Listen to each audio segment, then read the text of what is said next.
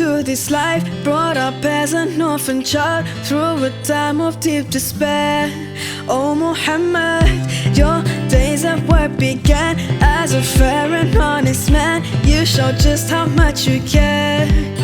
And one night in that cave, when the archangel came, and your life in this world would never be the same. Rasulullah, Habibullah, your light is always showing me the way. Rasulullah, Habibullah, I'm longing for the day I see your face. You brighten up my day, and in my heart you'll stay. With every breath I take, I'll never leave your way. Assalamualaikum warahmatullahi wabarakatuh.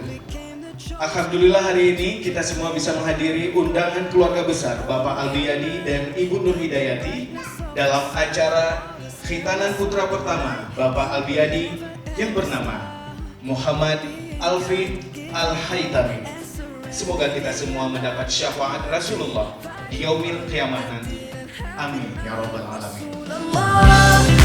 Habibullah, your light is always showing me the way. Rasulullah, Habibullah, I'm longing for the day I see your face. You brighten up my day, and in my heart you'll stay. With every breath I take,